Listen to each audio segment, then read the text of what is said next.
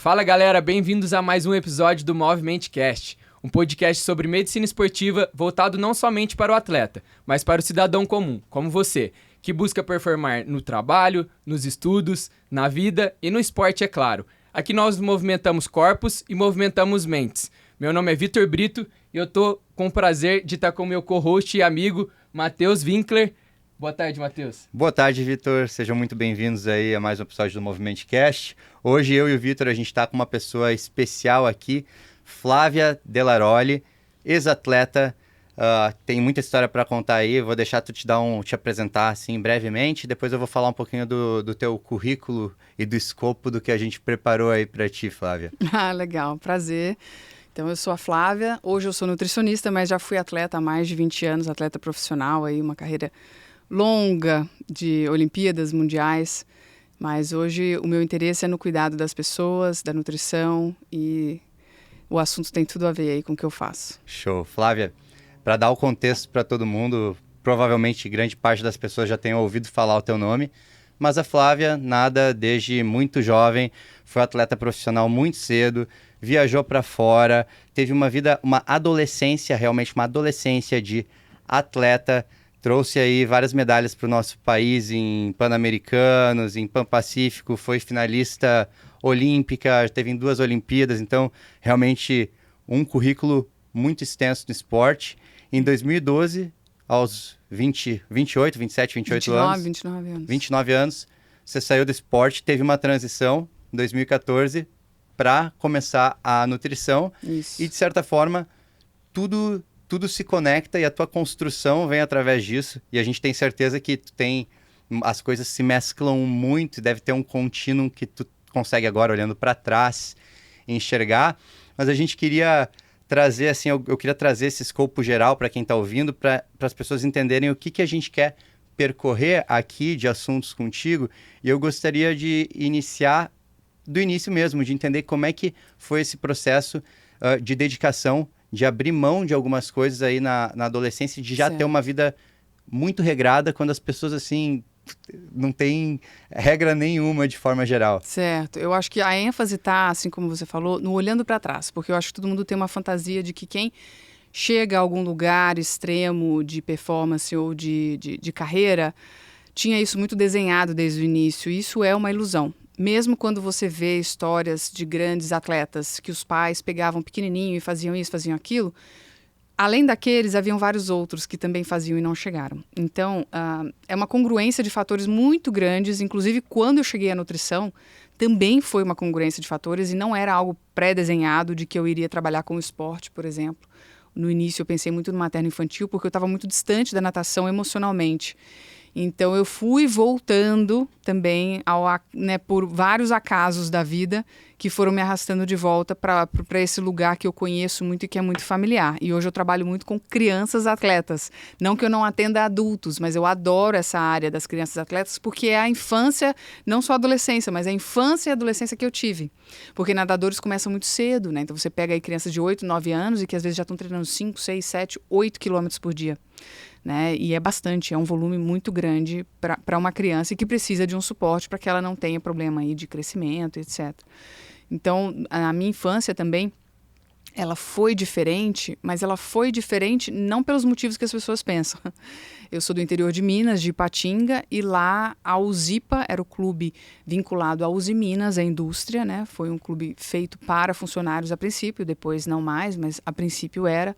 E eles tinham um sistema muito grande de ônibus,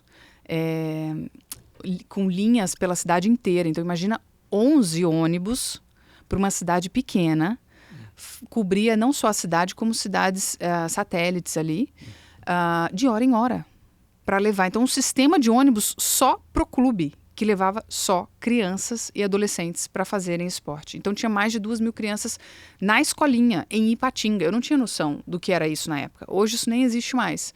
Mas era um sistema muito legal e que desenvolveu muitos atletas na época, não só de natação.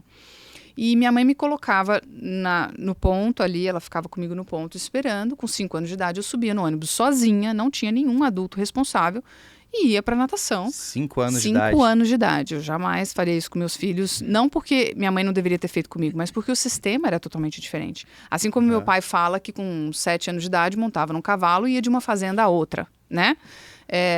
São tempos e circunstâncias muito diferentes. E sem o celular.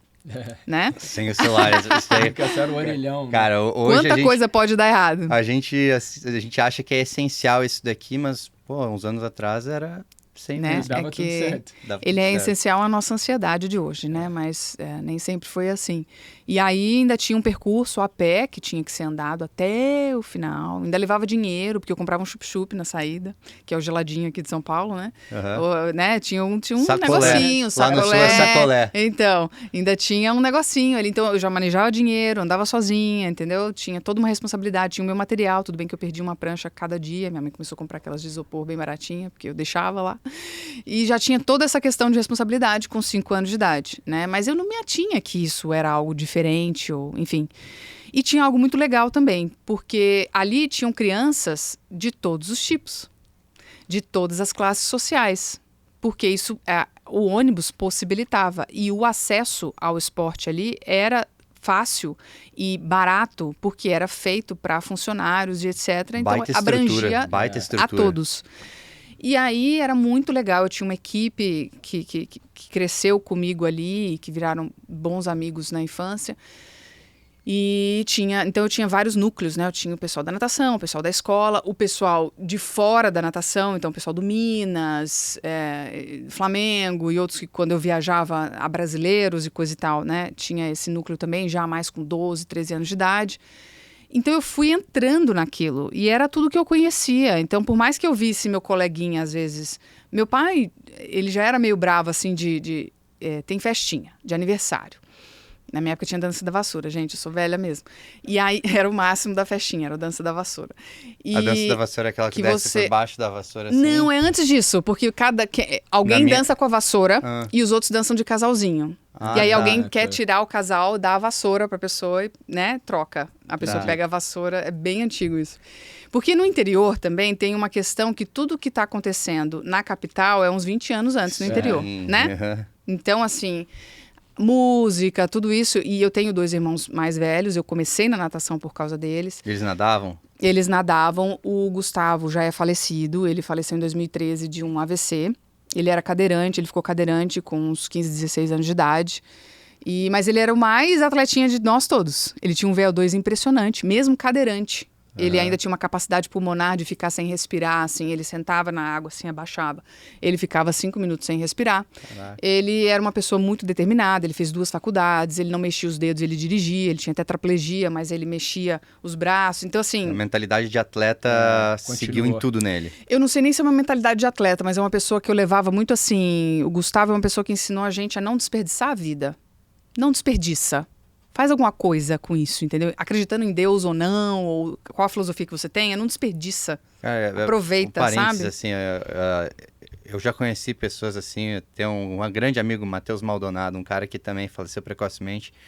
E ele passou, são 7 anos no processo de um câncer, assim, ele sabia que ia vir o fim dele. Eu nunca vi ele pra baixo, eu nunca vi ele usar aquilo como negócio pra, tipo...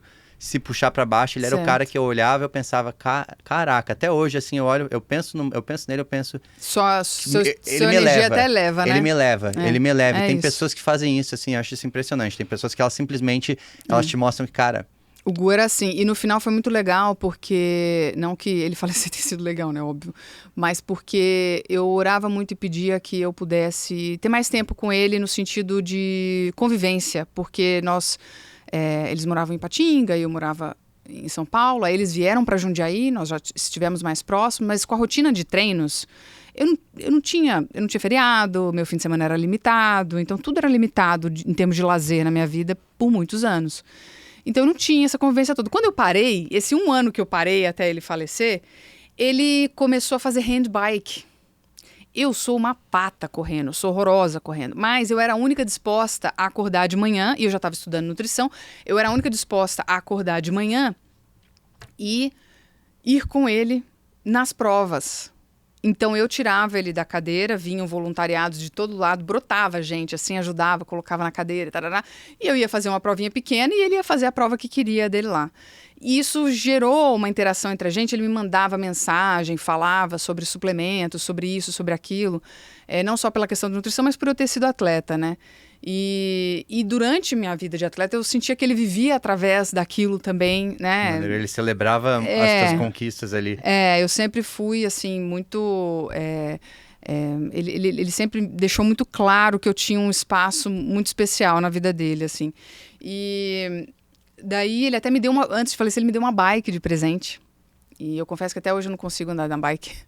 Mas nós íamos juntos nessas provas e tivemos essa convivência próxima até o final. Só que ele era meio cabeçudo, ele não gostava de usar catéter, e aí eu perguntava para meus amigos, né, do para, eles falam que todo mundo tem que usar catéter. Enfim, tinha umas questões assim, porque ele sempre era do tipo, não, eu vou fazer do meu jeito, e vou fazer e tal. Mas o médico falou que nem foi sobre isso, que ele devia já ter alguma questãozinha, né? E os cadeirantes, às vezes, já têm muitas dificuldades em relação à regulação, esse sistema e tal. E Deus, né? Ele levou ele da gente aí mais cedo, mas vê-lo redescobrir o esporte, porque depois que ele parou, ele não quis mais se aproximar do esporte, porque eu acho que doía muito. Tipo, eu não pude fazer o que eu quis, né? Eu já estava no nível sul-americano e tal, e de repente para tudo. Então ele nunca se aproximou de piscina, então ele abandonou tudo. Mas ao mesmo tempo, ele, pelo que tu falou, ele vivia através de ti. Foi atrás de outras coisas. Ele devia através de ti se sentir completo vendo tu realizar isso. E uma vez também, que ele não é que quando ele acidentou ele ficou bem, ele ficou muito mal, mas depois que ele voltou no Pruma, ele fez faculdade, isso e aquilo. Era uma pessoa muito movida ao próximo desafio, à próxima coisa. E aí vê-lo resgatar o esporte foi muito bonito. E ele era ateu, ele se dizia ateu. Tipo, ele já chegou a colocar a placa dele de 666 para provocar a fisioterapeuta dele, que era muito evangélico. Ele era muito engraçado. Sabe aquela pessoa que vai sentar na mesa do jantar e vai falar alguma coisa inconveniente? Sei. Você já espera. Era ele. Minha adolescência foi isso. Era você. E ele me perguntava, às vezes, sobre o espiritismo, sobre coisa assim. Pra zombar ou perguntava sério? Não, perguntava sério. Ah, tá. E por que eu acreditava e tal. A gente tinha vários papos assim...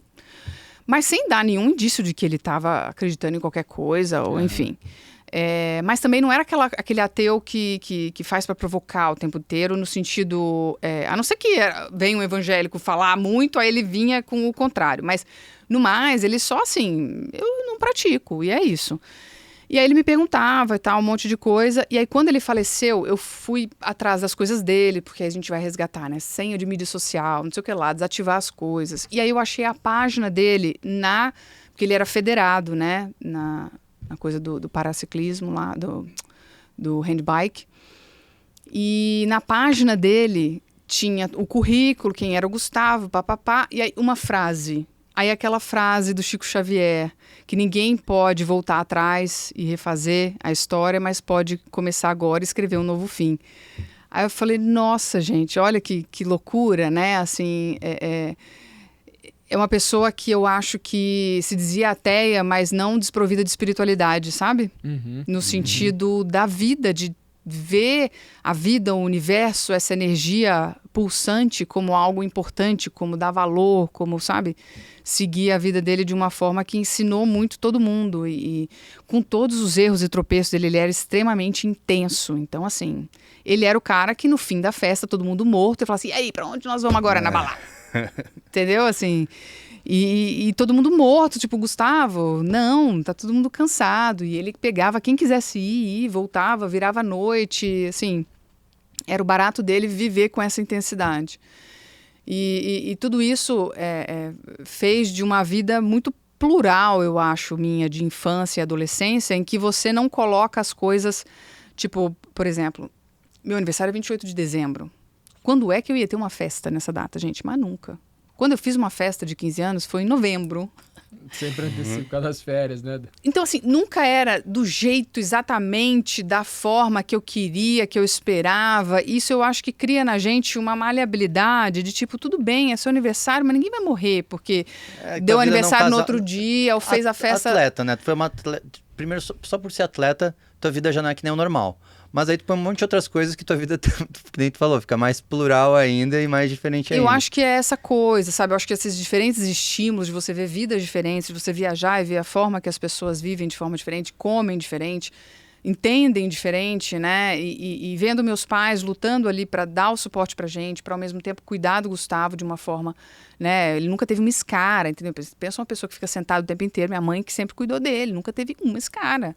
Então, assim, ele era super bem cuidado em termos, né, dos cuidados físicos da coisa. E a nossa família movia da forma que dava, da melhor forma possível. Ele foi para Cuba, ficou lá um tempo, na época que a medicina lá era imponente e tinha, né, a parte mais avançada de cuidado com lesões na coluna, né? E eu fiquei 1 ano sem minha mãe. E é isso, entendeu? E a vida segue, e minha avó estava comigo, e sabe, assim... Então, eu acho que foi uma vida muito cheia de, tipo, tá diferente, tudo bem. E aí meu pai, eu tava falando que meu pai, ele é mais bravo, assim, no sentido de, tipo, tem a festinha, você pode ir num fim de semana, no outro já é muito, já vão achar que você tá indo muito em festa, entendeu? Porque meu pai, ao mesmo tempo que, tipo, vai lá e ganha a Olimpíada... você é uma menina. Entendeu? Era conflitante nele. Ele gostava muito de me ver tirando boas notas, tendo um desempenho que lá atrás era muito associado ao masculino, né? Ele estimulava muito isso. Inclusive, ele falou pra mim, você tem a vida inteira pra estudar. Se dedique ao esporte. Poxa, um homem que vive no interior... Falar isso para uma mulher naquela época é incomum. Muito diferente. É muito incomum. E ele já tinha tido 2 filhos, um que acidentou, o outro que tentou ir para a Olimpíada não conseguiu, e daí foi fazer faculdade, seguiu carreira, e assim, também é super inteligente, super autoexigente, enfim. Hoje, nós moramos até no mesmo prédio, ele tem 2 filhos, eu tenho o meu, a gente tem a possibilidade de viver e conviver junto. Legal. Mas... foi incomum, assim, depois, como você disse, olhando para trás, eu olhava e falava, realmente, foi diferente. Quando eu encontrava pessoas que tiveram um caminho mais tradicional, por assim dizer, eu olhava para ela e falava assim, agora eu estou entendendo certas reações, formas de pensar e tudo mais, porque ela viveu dessa forma, né? Ela ainda não encontrou contrapontos. E aí eu... fui descobrindo a natação também, porque eu gostava de pintura, de aula de dança. Eu não gostava de nada muito metódico, fechado e coisa. E a natação era muito estrita, era muito... Minha mãe quis me colocar na dança, falou assim, mãe, pelo amor de Deus, então me põe no jazz. Porque assim, balé e natação não vai dar, entendeu? Pô, você já faz um troço que você fica lá com a cara dentro d'água, não fala com ninguém e tal. Aí você vai fazer balé, que é super, sabe, rígido e tal, me põe um trem mais maleável aí, não jazz. Vamos dar uma variada nesse trem. Mas nesse contexto todo, assim, quando que foi o momento que virou uma chavinha dentro de ti, que tu lembra assim, eu vou ser atleta de natação e eu não tô pra brincadeira? Porque eu já entendi que disciplina é um traço da tua família parece ter uma disciplina e uma resiliência monstra, e isso foi passado pra vocês. Mas teve um momento, com certeza, que teve uma viradinha de chave aí em ti. Então, essa questão da disciplina e tudo, quando me perguntam, assim, sobre, por exemplo, parte acadêmica, escolar, meus pais nunca olharam um caderno meu. E eu tinha vergonha de chegar em casa com uma nota baixa. E isso era algo... era uma premissa, assim, não era algo que alguém falou pra mim. Talvez pelo aquilo que a gente estava conversando antes de começar o podcast, da coisa de você imitar os pais e não o que eles falam pra você, né? E aí eu comecei a nadar um pouco melhor, porque eu pedi pra parar uma época que eu tava... Nossa, de saco cheio, eles deixaram. Logo eu voltei de novo pela insistência. Porque lá em casa era obrigado até os 12 anos de idade. Porque eles entendiam que pela parte respiratória, que meus irmãos tiveram dificuldade respiratória e tal, na época era muito comum colocarem na natação. E eu sou 6 anos mais nova, eu fui no fluxo, entendeu? Eles já estavam competindo e tudo, e eu entrei porque era bom. E aí, até 12 anos de idade, eu era obrigada. E, de repente, ganhei um brasileiro.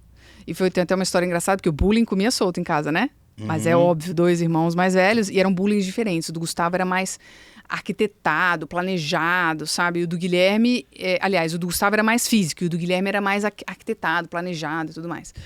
Então, o Guilherme, por exemplo, ele tirava o meu lanche da merendeira e colocava coisa não descascada, laranja, entendeu? Uma coisa que eu não ia conseguir comer. Tá louco. E na minha escolinha, você não podia pegar um pouquinho do lanche do outro, você só podia trocar.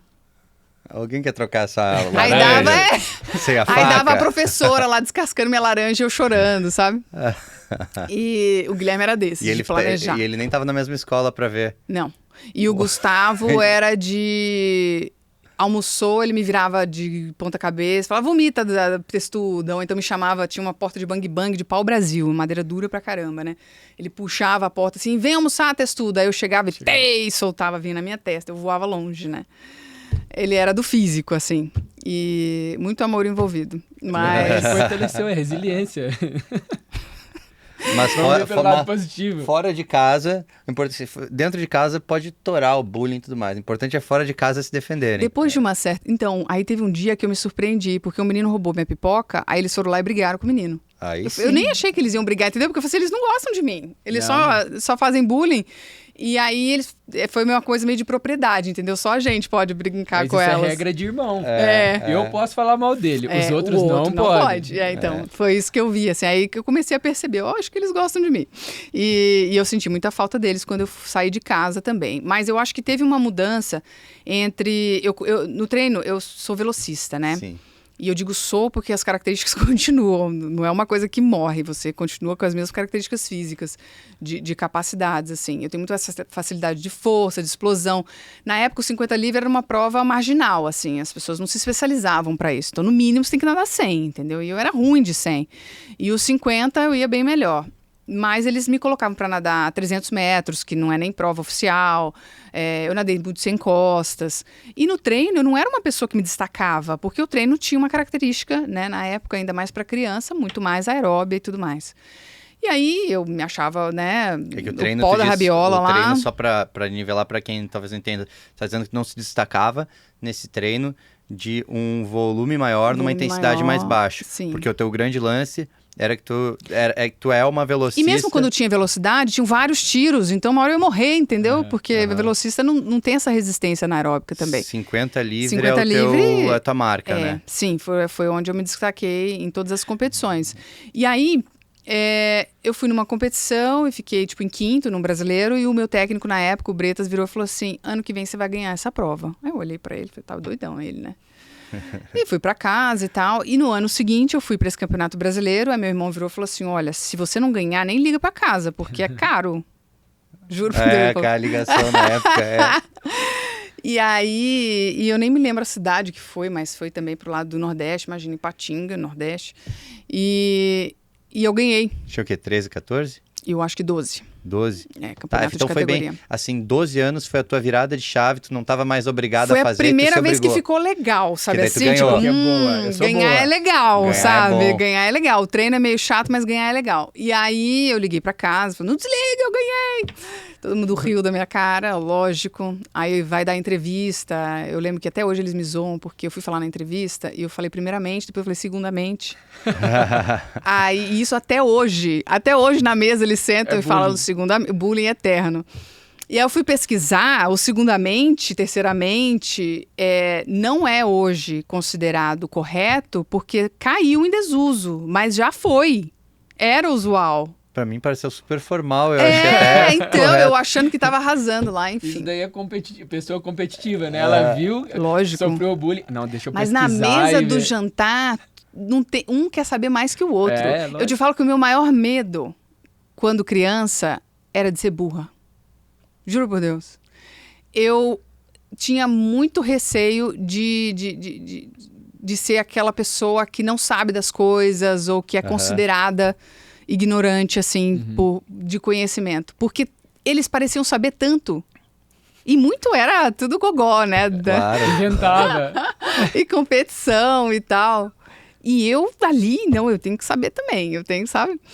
Então, quando eles falam isso, assim, me pegou num lugar de tipo, não, sabe? Eu não falei errado, né? Nossa, eles iam te bulinar. Nossa, eu também faria um bullying pesado, assim, se eu visse. Ih, doeu. Aí doeu, vamos pegar aí. Mas é né? por isso que até hoje eles falam, você acha? Mas é da família. E a família sempre sabe onde pegar, né? Lógico, E aí eu fui pro campeonato adulto e fiquei em segundo lugar no adulto com 13 anos. E aí começou a ficar mais séria a coisa, né? Porque você começa a ganhar notoriedade, destaque. Fui para um mundial da minha categoria, peguei uma medalha de prata. Aí o Scherer ligou lá em casa e eu desliguei na cara dele, porque eu achei que era trote. E ele começou a me patrocinar, porque ele quis escolher uma mulher para patrocinar com a marca dele, a Hammerhead, na época. E aí começou, uma coisa puxa a outra, e você vai vendo que vai ficando mais sério. E aí quando eu cheguei na fase 14, 15 anos, o Flamengo me ofereceu um salário, mas ao mesmo tempo o meu técnico da época, o Toledo, foi chamado para voltar para Cuba. Ele era cubano. E ele foi viajar para ver a família e não queriam deixar ele voltar. Queriam que ele desse treino pro pessoal lá. Que na época o esporte, né, aquela coisa política muito importante. E aí meu pai ia fazer uma carta se responsabilizando por ele, blá, blá, blá, blá, blá. Isso ia demorar 6 meses. E tipo, eu não tenho 6 meses para ficar sem treinar. Então minha opção era ou ir pro Rio de Janeiro, ou ir treinar nos Estados Unidos, onde eu tinha ido conhecer, que era o lugar onde o Fernando treinava. E aí nós decidimos ir para o Rio de Janeiro. Mas a minha mãe, assim, que forçou para eu ir, porque ela achou que era a melhor coisa. E meu pai depois chantageou ela o resto da vida. Tipo, se acontecer alguma coisa, a culpa é sua. Porque foi aquela coisa, sabe? Não estou preparado, minha filha vai sair do país e quê? E fui, né? E fui morar lá. E tu como é que tava nisso aí? E aí, Estados Unidos? eu me lembro no apartamento em Belo Horizonte do meu irmão que estava estudando para faculdade, vestibular, essas coisas. Não me lembro o que a gente estava fazendo ali, se eu já estava indo de fato, viajar ou coisa assim, né? Porque de Patinga você vai para Belo Horizonte para depois pegar um voo, né? Porra, internacional. Eu lembro do seu lado, eu já fiz muito isso. E para os Estados Unidos, a gente tá falando em que ano? 98? 99. 99? E, cara, não é que nem ir para os Estados Unidos Não, hoje, não é. aos 15 anos. Não é. Que daí tem o celularzinho, fala com papai e mamãe e tal, Nossa, tudo eu tenho muito várias ligado. histórias. Tem não muito é. avião. Lá devia ser um negócio ainda mais do interior, assim. E Ipatinga é perto de Valadares, que é uma cidade que... Valadares não, é Valadares? Esqueci. Que manda muita gente para os Estados Unidos, né? Assim, que vão ilegalmente e tudo mais. E aí eles ficavam circulando a palavra Ipatinga, porque era próximo, sabe? Tipo, eu via a pessoa claramente enrolando ali para dar o visto, porque tinha essa desconfiança. Então foi todo um processo, assim. E quando eu me vi realmente, tipo, nossa, isso está acontecendo, eu estou indo mesmo. Aí aquilo bateu como realidade, porque eu já viajava, eu já tinha uma experiência internacional, já estava na minha carreira de natação, mas estava em casa. E aí quando você tira esse suporte da casa, é algo que é muito real, né? Poxa, 15 anos, você não tem nada ainda de estrutura, né? Assim, você está ainda muito criança. Muito vulnerável. Eu já tinha mais do que uma criança de 15 anos, vamos dizer, com uma vida tradicional normal, né? Mas mesmo assim...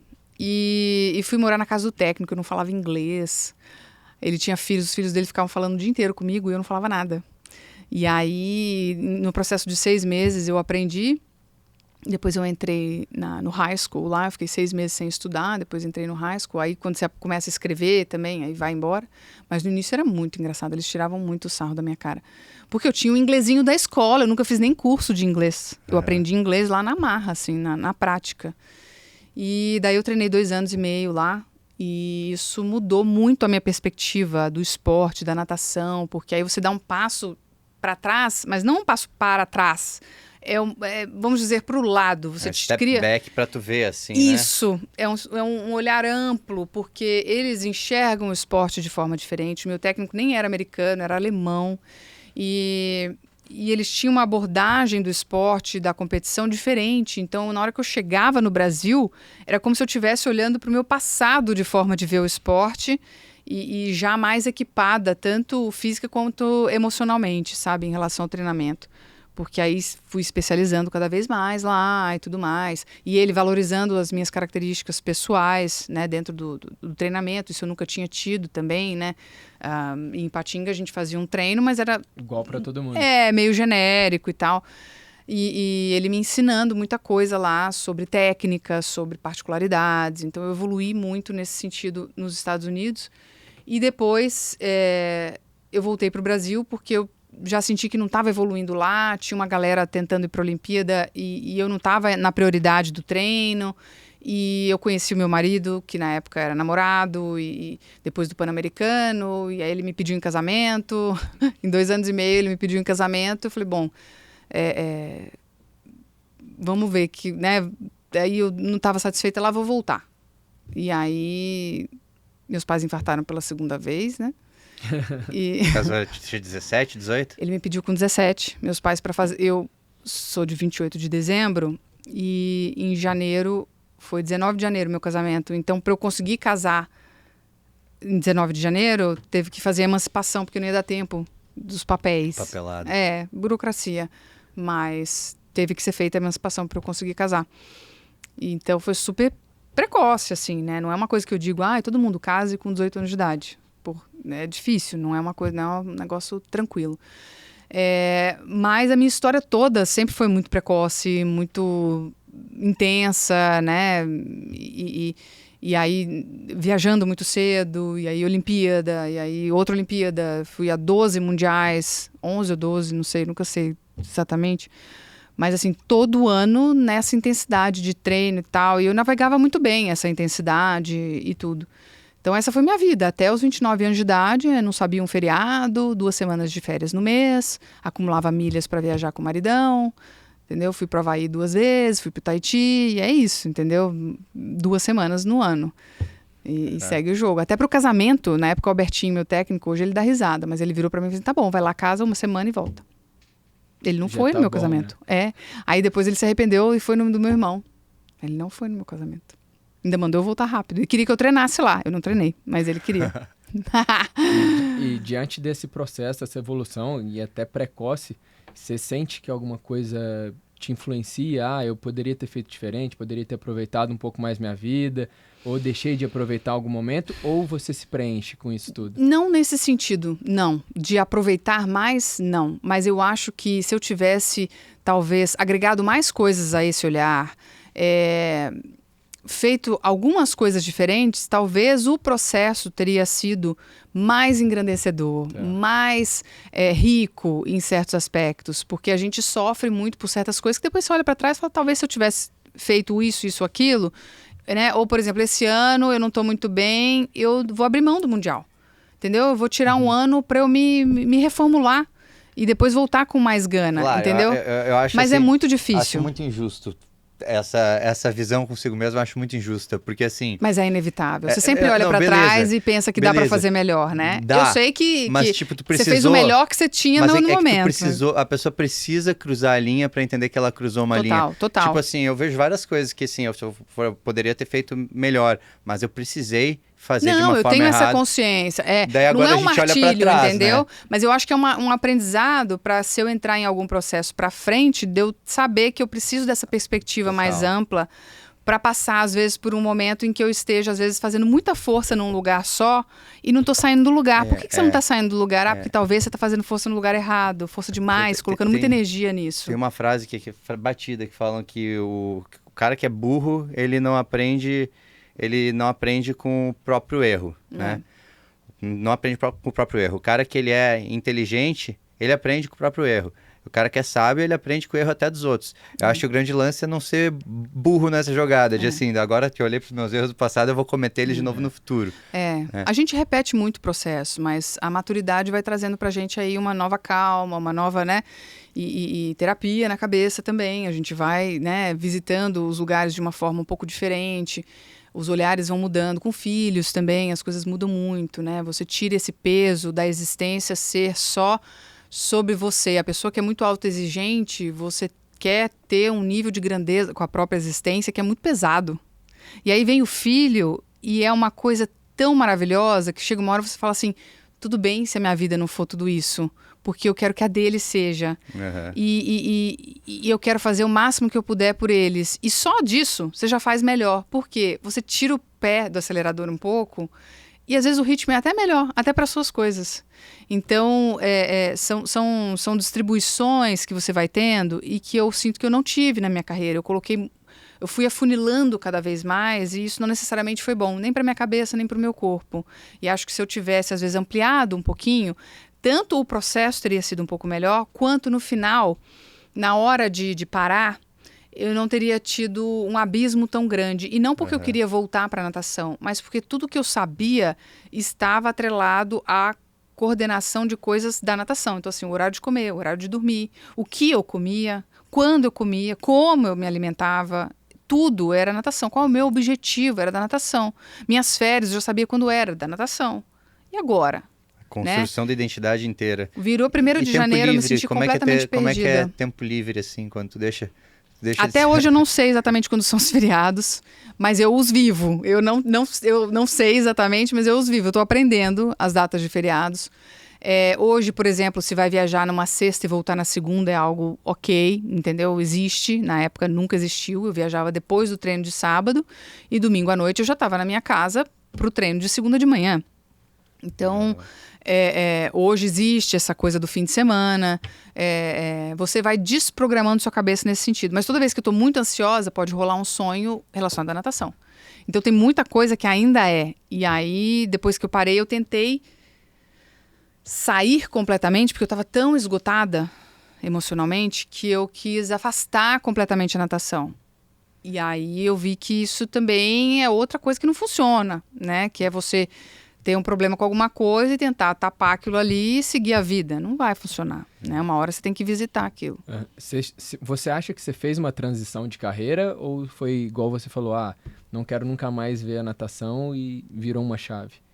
Isso, de certa forma, foi uma forma de fazer uma transição de carreira. Então, eu me fechei para a natação e comecei a me perguntar, e agora? O que eu vou fazer?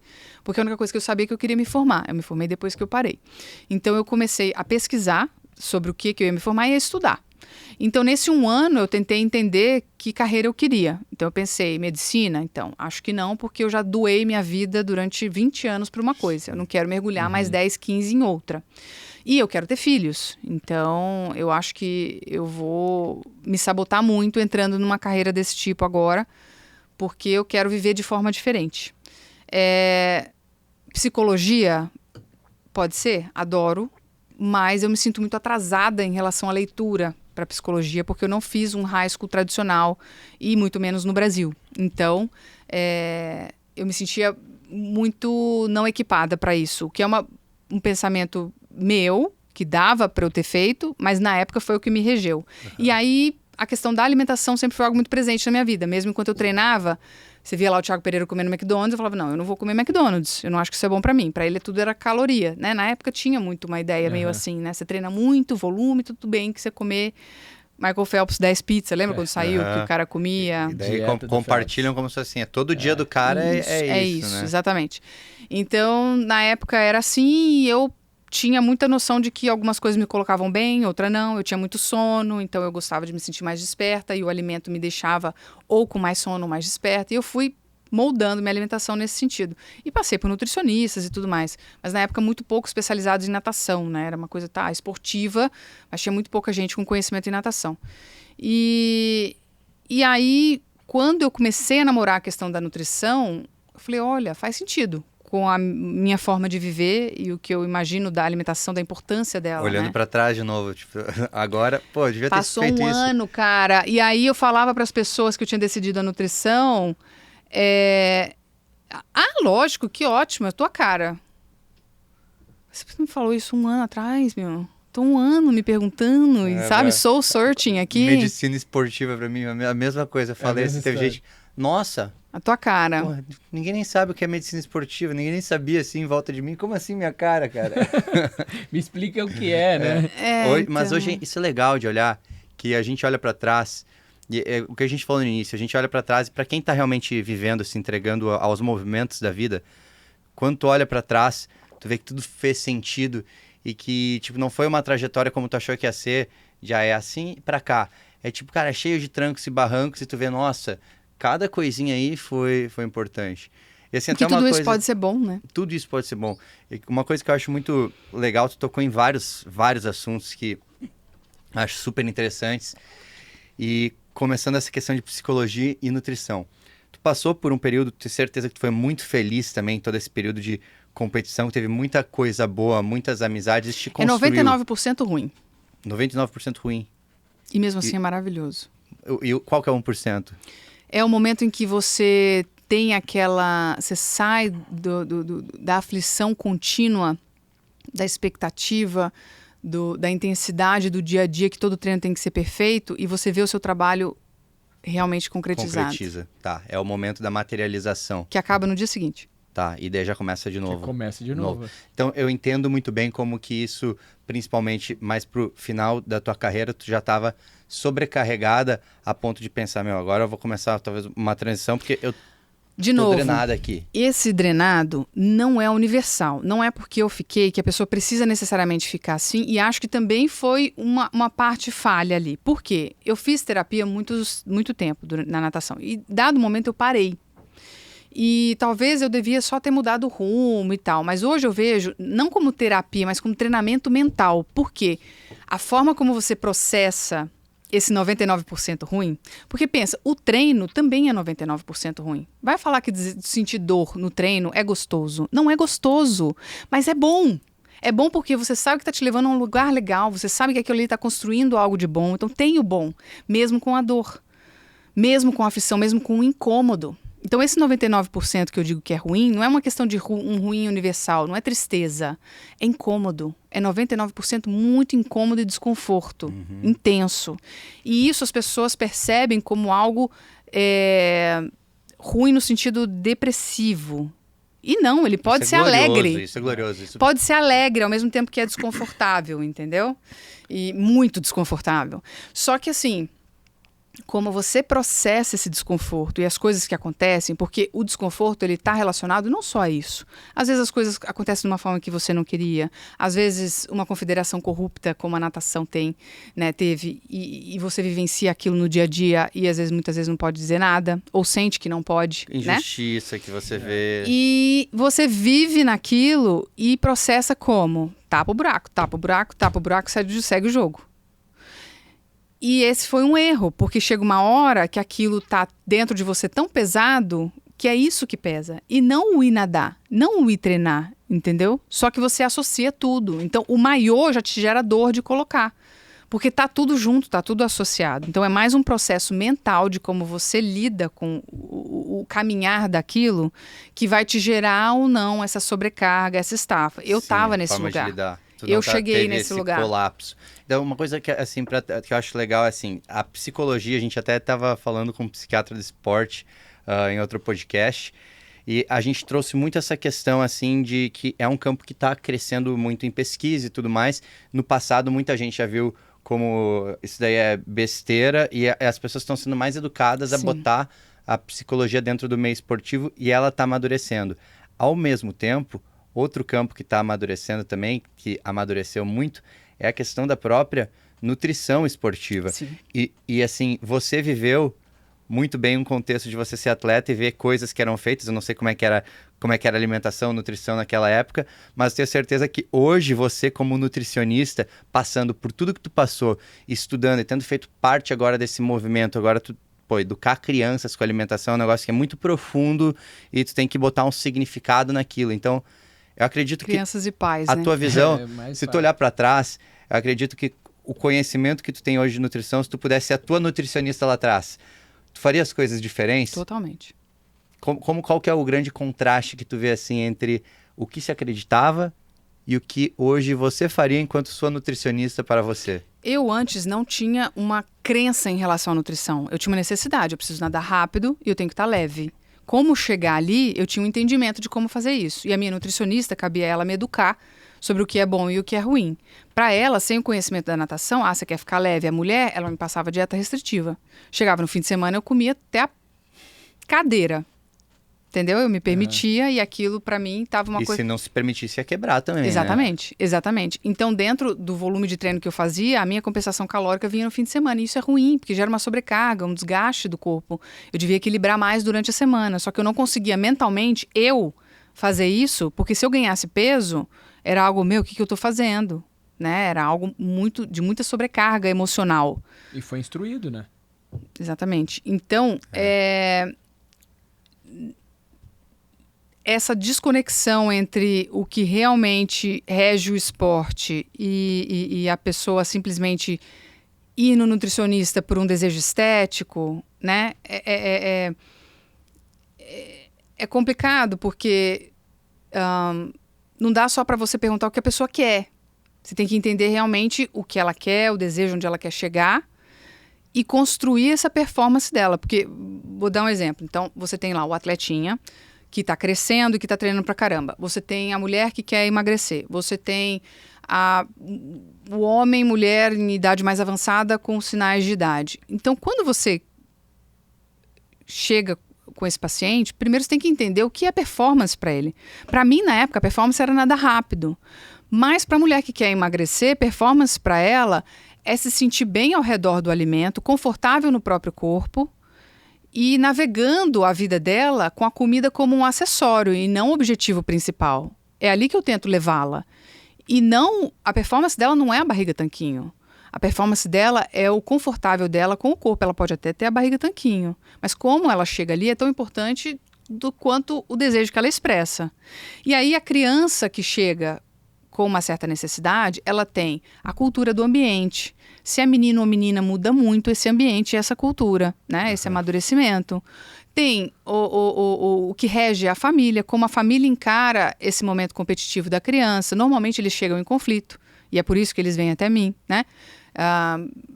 Normalmente é algo que eles já não estão conseguindo mais, eu preciso de uma ajuda, né?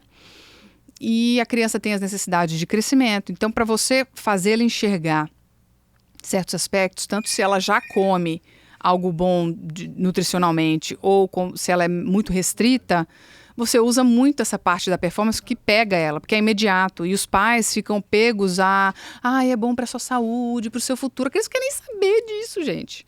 Ela quer saber que tempo que eu vou fazer, quero ver de hoje, o treino, entendeu?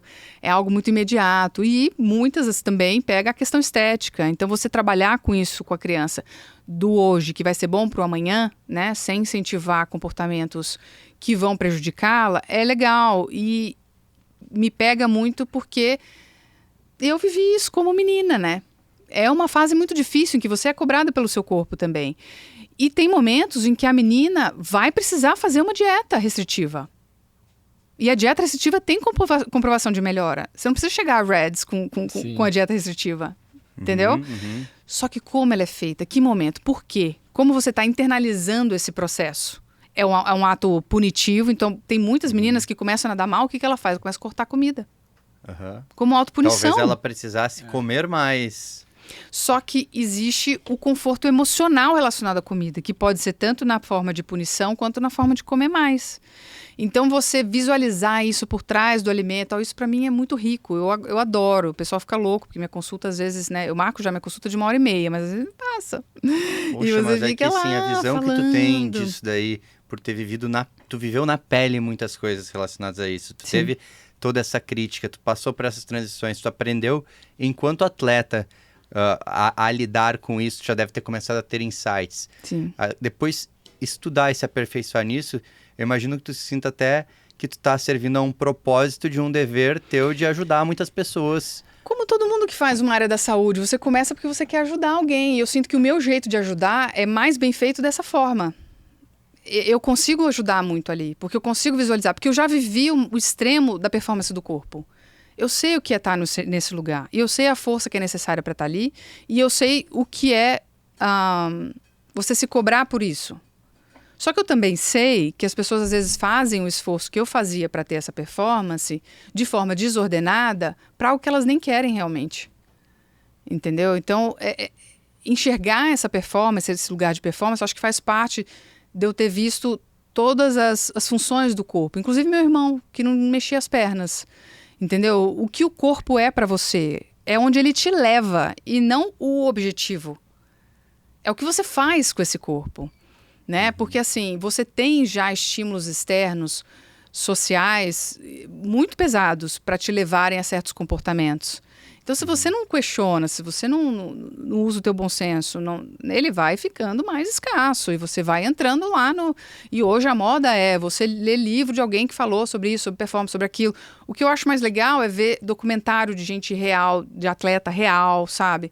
Ver a história deles, ver que a história foi totalmente alto e baixo, que o negócio não tem nada de linear. Os mais incríveis que a gente conhece, não tem nada de linear na história deles. E assim, eu já vi vários desses atletas de perto e eles são gente como a gente, só que tiveram uma construção de vida e já tinham uma base e as coisas tiveram uma congruência que foram levando eles a certos lugares que eles aproveitaram isso e se iluminaram de uma forma diferente dos outros. Entendeu? E eu acho que se iluminaram, quando eu digo se iluminaram, mais num aspecto psicológico, emocional propriamente, do que do físico. Por isso que o cara lá com 1,60 m, 70 é campeão de enterrada, entendeu? Que ele desafiou as coisas a partir de um lugar, não só do físico, entendeu? O físico fica em segundo lugar. Só que para as pessoas hoje, normalmente o físico vem primeiro. E daí você tem que, vamos colocar isso aqui de lado um pouquinho, vamos entender como é que a gente faz para chegar ali. E aí, com essa conversa, a pessoa vai deixando na mesa certas questões, porque não adianta, a pessoa que está lá com 6% de gordura, mas o pai acabou de morrer, o filho está com problema na escola, ou não sei o que lá, entendeu? E aí o que faz? Toma um remédio para acordar, um remédio para dormir, um remédio para estar feliz, um remédio para...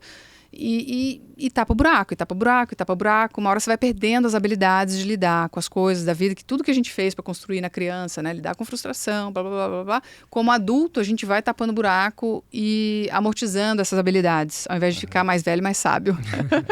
Flávia, falou não vejo a hora de eu virar uma veinha, sabe? Aquelas que prevê a vida de todo mundo, senta na varanda. Só fica falando. Só fofoca, sou eu. No passado, então, para ti, performance enquanto atleta era nadar mais rápido. E depois de viver tudo isso, fazer esse loop, virar nutricionista, mudar ter toda uma visão mais complexa, ajudar pessoas em diferentes situações. O que é performance na tua vida hoje? Performance para mim hoje, para Flávia, tá? Porque, em primeiro lugar, eu acho que a performance não está no olhar do outro. A gente tem que tomar muito cuidado com essa performance padronizada que a gente vê aí. Performance para Flávia hoje é cuidar bem dos filhos da forma que ela olhe para eles todos os dias e fala, eu estou fazendo o melhor que eu posso. E eu estou feliz com a forma que eles estão crescendo. Segundo lugar, a performance é minha família como um todo. É sempre ir contra as brigas de família, tentar manter todo mundo junto. Eu já tive inúmeras provas ao longo da vida de que manter a família unida é uma coisa que gera muita vida dentro da vida. É algo que é gostoso e que você vai, né? Independente de como a sua família é formada, eu acho que essas pessoas, esse seu núcleo importante, vale a pena você lutar por ele. Vale a pena. Em terceiro lugar, tem a minha carreira, que é algo que eu adoro e que eu estou aprendendo a gostar cada vez mais, porque eu estou me encontrando a forma de fazer. Porque eu também já caí. Não pensa que por ter passado toda a minha trajetória, na hora que eu comecei uma coisa que eu desconhecia, eu também falei, será que o pessoal sabe mais que eu? Será que nesse sentido eu deveria estar fazendo as coisas de forma diferente? E aí eu deixei de usar o que eu tinha de melhor e tentei entrar num formato. Falei, eu não estou cabendo nesse formato aqui não, acho que vou ter que sair. E aí, aceitando, né, a minha parte que é melhor e lidando com a outra que não é tão, né, tão performance quanto o outro imagina que seja. E tudo bem, criando a minha forma de atender. E gerando o meu público, as pessoas que vêm... Minha psicóloga falava muito, né, que o paciente que precisa de você vai vir até você. Né? Vai haver uma seleção natural. Não adianta você querer atender todo mundo e se moldar a todo mundo. Porque não existe isso. Usa o que você tem de melhor e você vai fazer o melhor atendimento, né? Então, isso foi um processo e hoje a performance para mim no trabalho é crescer organicamente, é fazer o melhor para cada paciente, é vivenciar tanto os erros e acertos, sabe, de forma gostosa, no sentido assim, eu ainda me martirizo super sobre erros, tá? Não é uma coisa assim, leve, não, zero. Lida super bem. Não, terapia semanal, é isso, entendeu? Mas é ter consciência de que esse trabalho também faz parte. E que no meio disso, enquanto eu estou limpando cocô, louca, acordando 4 horas da manhã porque não deu tempo de fazer um plano e não sei o que lá, eu tô feliz. Eu tô feliz porque minha filha, que eu tive problema na gestação, tá aí gorda e saudável. Gorda, brincadeira, tá? A gente chama ela de gorda, eu sei que, né? Fofinha, politicamente errado. Não, gordinha, tem que chamar de gordinha. É uma deliciosa. Tudo e bem, ela tem que ser gordinha. ela fala, né, tá começando a aprender a falar, eu fico, ai, delícia! Ela, eija. Gente, muito gostoso. E me deleitar com cada palavrinha que ela aprende, sabe? Então eu tô assim, ao mesmo tempo no céu e no inferno, e isso é ótimo, sabe? Tudo é aprendizado, tudo tá me movendo, porque é o desconforto. Porque o desconforto da performance, da natação, eu tava acostumada. Eu vivi em paz com ele. Só que na vida como um todo, existem vários desconfortos que a gente percebe como ruins e não são. São fases, são processos também. E eu acho que ao longo do tempo eu estou fazendo pazes com lugares que eu desconhecia e que são desconfortos, mas que fazem parte, que você está ali. Entendeu? E a felicidade sendo isso, e não aquela coisa que... então tá, felicidade é só quando eu voltar para o Havaí, porque eu quero voltar. E quando eu estiver em Waikiki, surfando, entendeu? Eu não bebo, mas assim, tomando minha aguinha de coco, aí eu vou estar feliz? Não. Eu sou feliz todo dia, dentro dessa bagunça louca, assim, né? E não é aquele, eu sou feliz porque eu sou feliz e você tem que ser aquela pessoa entorpecida. Às vezes eu tô puta, entendeu? Mas mesmo nessa hora puta, se você perguntar pra mim, Flávio, você é feliz como uma coisa existencial? Eu falo assim, sou. Entendeu? Esse puto não me leva pro lugar de eu não sou feliz. Uhum. Eu sou uma otimista eterna, entendeu? Então eu tô puto, mas eu vou sair dali. Vai a merda, mas eu sou feliz, sim. O cara me fecha, eu tô puto e tal. Eu estou, né, num estado transitório de brava, de decepcionada, de triste até. Mas a minha vida não é triste. Porque eu acho que é muito pesado você falar isso, né? Minha vida é triste. Quem que olha e fala, nossa, minha vida é triste. Minha vida não é triste, nem um pouco. Eu acho que lembrar disso traz a gente para um lugar, beleza, minha vida não é triste. Isso vai passar. E aí eu vou para um momento mais tranquilo, porque lógico que a gente procura o Havaí com água de coco, né? O tempo inteiro, todos os dias da vida. Mas é isso, acho que é essa consciência, assim. E aí eu também busco isso para os meus pacientes, dessa performance, de ajudá-la a chegar na performance que realmente vai deixar eles felizes, né? Nessa vida feliz, independente do caos. Porque senão eu só estou também sendo um tapa-buraco. Que a pessoa às vezes esguela outras coisas, não lida e chega até num corpo que quer, mas e aí? Continua infeliz, né? Num estado infeliz. Sonha em conquistar algo, quando conquista vê que aquilo não era... É o clássico, né? Até o Jim Carrey, eu vi ele falando uma vez que ele queria que todo mundo tivesse o dinheiro que acha que precisa, né? Um dia na vida, para ver que não é isso. O negócio que eu tenho muito forte é que se eu não sou feliz aqui, eu não sou feliz em lugar nenhum. Porque em qualquer lugar que eu for, vai ter uma pessoa que eu vou encontrar e vai ser eu. Eu vou estar em todos os lugares. Eu acho que uma grande coisa que tu falou, assim, parece até contraditório para quem estiver ouvindo e não tiver, talvez, a análise mais profunda disso, que 99% é ruim, né? 99% é ruim, mas eu sou feliz. Porque não é sobre o gostoso ou o ruim. Assim, a satisfação é enorme quando você vê significado em fazer aquilo que é duro. Que crescer dói. E assim, se tem significado... E 99% é ruim, é sofrimento ali, mas tem significado, chega no final do dia feliz. E daí tu consegue olhar 10 anos no futuro, tu olha 10 anos pra trás e pensa, pô, valeu a pena e eu faria de novo. Porque a diferença do esporte profissional com a vida real, vamos dizer assim, é que a intensidade em que você vive cada dia é muito grande, né? Por isso que machuca tanto, por isso que às vezes traumatiza tanto, por isso que, né, e é muito delicado, e por mais que a gente fique aqui numa utopia de que a gente vai conseguir lidar com todas as questões emocionais, alguma coisinha você vai levar, porque a velocidade é muito alta, né? É muito rápido. Então você vai no médico, tem que resolver para hoje. Não é tipo, talvez ele vai entrar em anemia. Não, já tá tomando ferro, entendeu? Assim, entrou em anemia, ferrou, porque você vai ficar 2 meses para recuperar essa anemia. Não, entendeu? Não tem 2 meses. 2 meses acabou a temporada. Então é uma realidade de vida. O tempo, o relógio é diferente para essa vida. Então, quando você diz 99% é ruim, porque 99% é aflitivo. Numa vida, num ritmo normal, o que você tem? Um dia mais intenso, outro menos, né? Você vai procurando esse equilíbrio, esses altos e baixos. Você consegue, na vida de atleta, levar tudo com essa alta intensidade, porque você restringe muita coisa, você coloca tudo em horários muito estritos, uma disciplina muito grande, para não quebrar, para você manter aquela intensidade. Na vida, as coisas não têm horário, né? Normalmente, você tem uma flexibilidade de escolhas, de coisas que fazem a intensidade ficar um pouco mais difícil de ser aplicada todos os dias daquela forma. Se você aplica, provavelmente você vai ter um burnout em algum momento. Então, esses altos e baixos, isso que ela fazem com que, tá bom, quando tá muito intenso é 99% incômodo, mas ali voltou, aí já cai para uns 60%, é 40%, aí tem dia que você para tudo para assistir um Netflix só para tirar a mente daquilo, beleza, já caiu para uns 20%, entendeu? Assim, e aí você navega esse nível de desconforto. Com o esporte profissional, não. Você todo dia tem que estar com a mentalidade de onde você quer ir, do nível de intensidade e tal. E aí as pessoas ficam de forma ilusória tentando aplicar isso numa vida que não se aplica. Que a performance é diferente. Ao invés de buscar essa performance individualizada, eles tentam buscar a mesma coisa fazendo num ritmo diferente. Vai dar ruim. Vai dar ruim, invariavelmente. Você não vai conseguir manter isso, né? Uma semana que você está lá empolgado, vendo o Bernardinho falar, não, porque tem que acordar cada hora mais cedo, não sei o que lá. Acabou, uma semana, já deu, entendeu? Já cansa, né? Tem uma preguiça disso. Eu acho que... Meta de ano novo.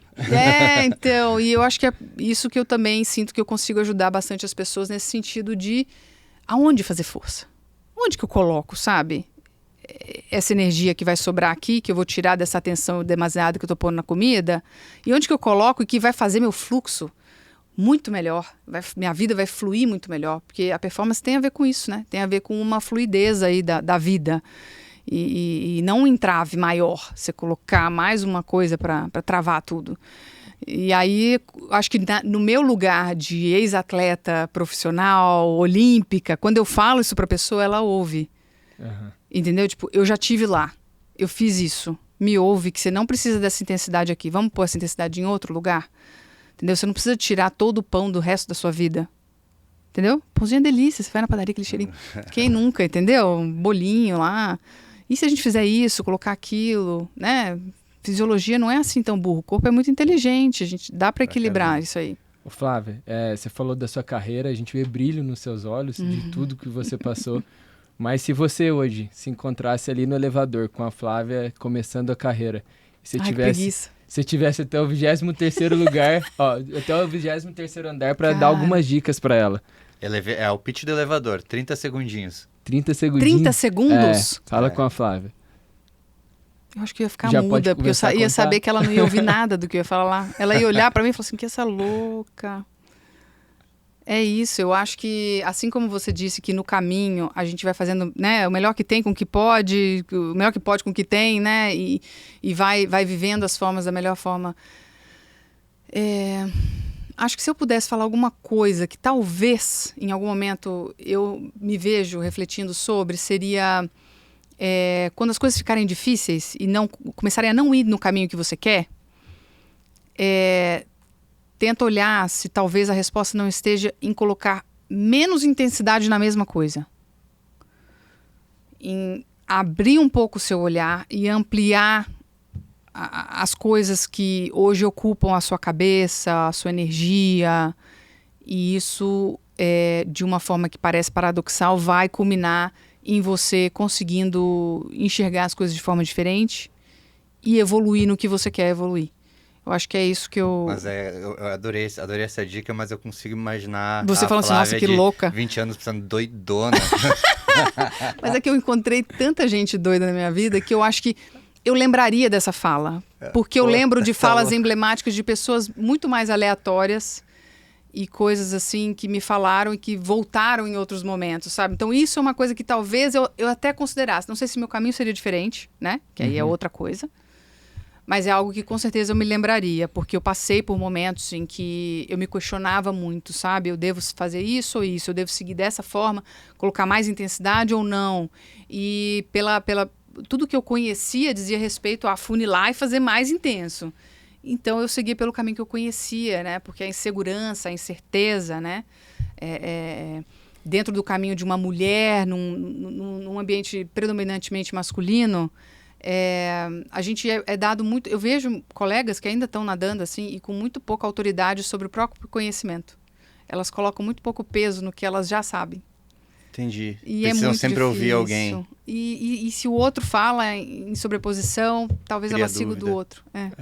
É muito difícil para a mulher nesse aspecto. Então, eu acho que eu não conseguiria mudar isso no caminho, até pela época em que eu vivi, que ainda era diferente do que é hoje.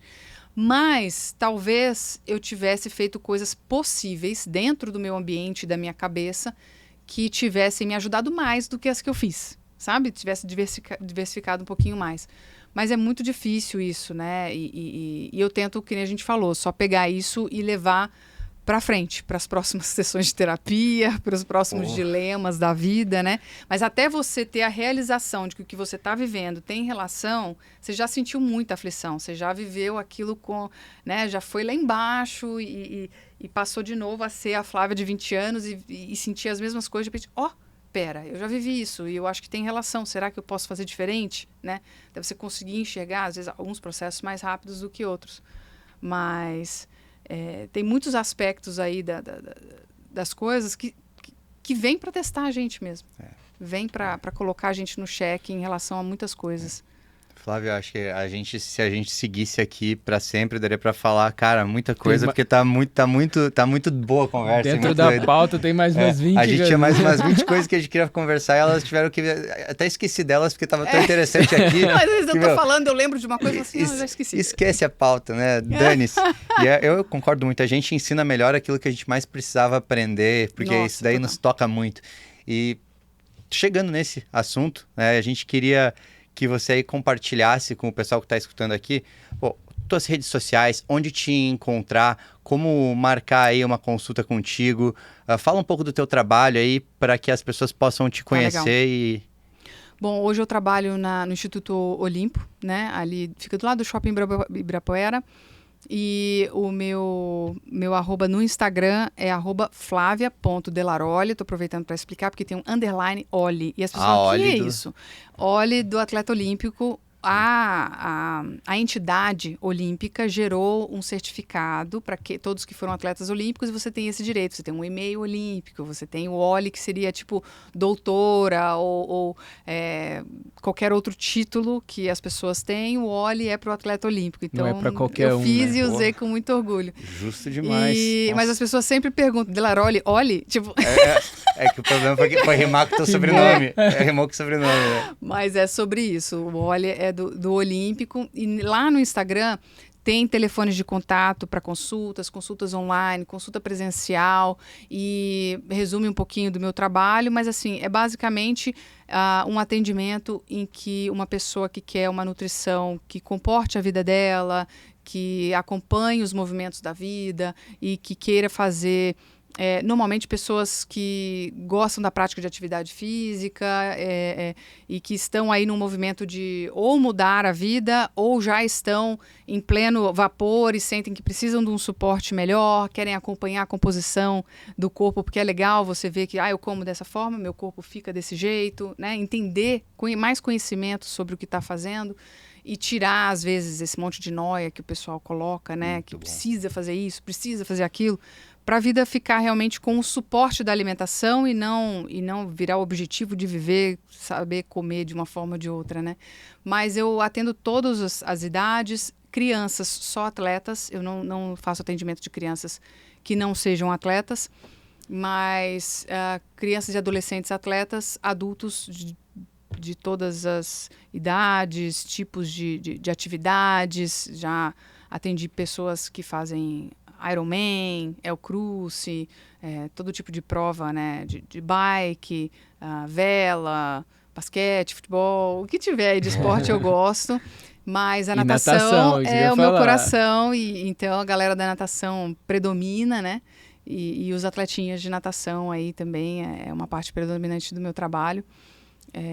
Quem tiver, mas eu atendo não só atletas de natação, crianças, tá? Atletas de outras modalidades, escalada e outros também. Muito legal, até eu conheço um pouco do teu trabalho, agora a gente está conhecendo mais ainda do teu trabalho e agora as pessoas que ouviram, elas estão todas conhecendo mais do teu trabalho, então super recomendo, acho que qualquer um que ouviu até aqui vai se beneficiar muito de passar contigo. Eu acho que a pessoa que está procurando alguém que senta lá e você fala, o que tem que comer? Isso, e vai embora, não sou eu. Esse é o ponto. se você quiser alguém que não vai ser uma pessoa que vai te dizer assim, tu tem que fazer isso, sem escutar a tua vida, tu é a pessoa, porque tu é a pessoa que vai ajudar aquele paciente a ter performance no que é performance para a vida dele, e o processo é muito mais educativo do que autoritário, assim, eu mando e tu faz. Exatamente. O que eu falo muito para os pacientes é assim, cara, eu cheguei na tua vida agora, tem 5 minutos que a gente se conhece, você já come a vida inteira, quem sou eu para te falar o que você tem que comer? Entende? Talvez dure você tem uma que semana, me ensinar, um mês. você tem que me ensinar, porque eu sei dos meus acordos internos. Eu sei do que eu preciso para navegar a alimentação de forma inteligente, com controle de peso, com saúde, mas também com lazer, com comida para a alma. Adoro meu chocolatinho. Entendeu? Eu sou louca do doce, faço os doces maravilhosos. No ano novo sou eu que faço doce. Então, tenho os meus momentos e eu sei onde colocá-los, e eu sei os acordos que eu faço comigo mesmo, onde eu coloco e como. Agora, você vai me ajudar a gerar os seus. Então, a partir do meu conhecimento, eu vou te ajudar a gerar os seus e não te impor os meus, né? E aí, quem sou eu para te impor os meus? Nem sei da tua vida, vou te enfiar a goela abaixo. A mesma coisa de eu virar para você, então, tá bom, você vai acordar, você vai levantar com a perna esquerda, você vai dar 2 passos para a direita, eu nem sei onde você mora, nem sei como você tem que fazer para chegar no banheiro, nem sei se você quer fazer xixi, sabe assim? Sim. É uma analogia boba, mas que mostra para a pessoa o quão bobo é também se eu for impor uma coisa que não leva em consideração quem você é, como você navega a alimentação, né? Tem pessoas que precisam emocionalmente mais do alimento, outras menos, e tudo bem. Né? Hoje também, muita gente com diagnósticos errados de transtornos alimentares, tem muita gente que não tem o diagnóstico e tem transtorno alimentar, mas tem muita gente sendo levada a diagnóstico de transtorno alimentar e que nem tem. Né? E que fica essa coisa... A cagação de regra, né? Cara, resumiu. acho assim, ó, sensacional, só tenho a agradecer. Vitor, tu tem alguma palavra Não, final? foi uma aula aqui que a gente teve hoje, foi um prazer te ter aqui. Nada, foi uma troca. Muito obrigado Sensacional. mesmo. Espero que você volte mais vezes aqui com a gente pra gente continuar esse papo. A gente vai evoluindo. Aqui tem umas 30 Aqui pautas. eu nem abri as pautas todas aqui, porque ia ficar até amanhã. Mas muito eu obrigado. falo bastante. E, gente, mesmo. ó, quem tá a gente assistindo... nem falou depois que eu ainda fui pra televisão, ainda fui comentar. Comentarista Comentarista da de ESPN. e depois da Cena Band. dos próximos Aí capítulos. me chamaram para um programa e aí a mulher virou e falou assim, você nunca pensou em ser apresentadora? Na hora, juro, eu olhei para ela e falei assim, nossa, a mulher comeu cocô. Igual, Doidona. de novo. doidona, igual o técnico. Olha que louco a vida. E aí fiz por mais de 2 anos um programa com a Marcela Rafael lá na ESPN, falava pelos cotovelos e foi sensacional. E é algo que flui quando é algo que vem de forma intuitiva, né? Que eu me encaixei super bem e, enfim, o programa só não continuou por questões da própria emissora, mas que eu me sentia super à vontade. E eu antes falava, nossa, mas como é que eu vou fazer isso? O que estou fazendo lá? Sou nada da televisão, né? Só falo pelos cotovelos. E foi sensacional, e experiência, e me trouxe para natação. Foi o primeiro passo para vir para a natação de volta. Depois de cair do abismo, de sair da alta performance para... Porque eu queria nada a ver com a natação. E daí me chamaram para comentar as Olimpíadas. Eu falei, ligaram pro telefone errado, certeza. Tipo, eu tava fora do cenário há anos. Foi em 2016, foi 2015, me ligaram. Gente, eu não apareço em nada de natação. O que estão me ligando? Nada a ver. E Joaquim tinha acabado de dormir, eu falei, gente, quem é o desgraçado que tá ligando Passando na hora trote. que eu ia dormir, sabe aquele momentinho da mãe dormir depois do neném? E aí, toda autoconsciente, questão de imagem, tinha ganhado peso e tal, eu falei, meu Deus, o que eu vou fazer? Sabe o que me fez ir? Meu marido virou pra mim e falou assim, mas você já não tá dando conta do que você tá fazendo, tem certeza? Mas assim, num tom de Tá cuidado. duvidando? Aí acabou, tocou na ferida. Competitividade. Eu acho que você não dá conta. Foi isso. E aí eu Sensacional. já aceitei. Já aceitei. Aí, depois, 5 minutos depois, eu falei, nossa, o que eu vou fazer? Como é que eu vou fazer? Já comecei a ir atrás de estudar, de coisa, porque eu estava fora do cenário da natação. E me diverti muito mais do que eu achei que ia e comecei a voltar para natação, resgatar. Depois fiz muita terapia, quis coisar com meu filho a questão de como eu vou passar a natação para o meu filho se eu não chego nem perto de uma piscina. E aí isso começou a pegar para mim emocionalmente, na pandemia e tal, e comecei a voltar para natação. Enfim, eu caí dentro de uma piscina mesmo e voltei a nadar.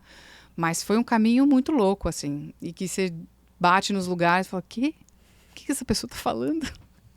Sensacional. Que legal. Bom, eu tô entusiasmado para ver aí o que a vida aguarda para os próximos capítulos. Eu também. Para os nossos próximos episódios aqui eu acho também. que viver assim é muito gostoso, né? Também a gente acho. viver na expectativa do que vem depois pra gente. Cara, eu olho assim para trás. Se eu tivesse falado 3 anos atrás o que eu estaria fazendo agora, eu não conseguiria imaginar, mas nem a pau.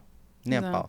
Porque a vida vai te mostrando possibilidades que tu nem pensava que existiam. E né? eu Muito acho que as melhor. pessoas, às vezes, vivem na expectativa de ter esse sentimento de esperar uma vida boa para frente ou de anseio pelo que vem, né? Essa esperança de coisas para frente, quando elas acham que isso só tem pessoas que a vida até agora foi muito tranquilinha. né? Que as coisas foram muito suaves, Deu só tudo aconteceu coisa certo. boa, deu tudo certo. E às vezes o certo que a pessoa vê foi a custo de muitos tropeços. Eu acho que a vida a da custo de Flávia muito foi muito sofrimento. certa aí, pô. Atleta de cedo, Só ganhou um monte de ganhou. medalha, finalista olímpica, recordista. Mas se você virou perguntasse para as nutricionista, pessoas à minha pô. volta, era isso que eles imaginavam da minha vida. É.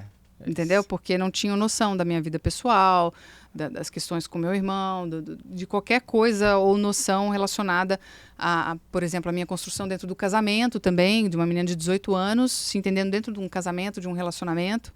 Pô, são diversos dilemas, porque a mulher começa a crescer e a mudar com essa idade, né?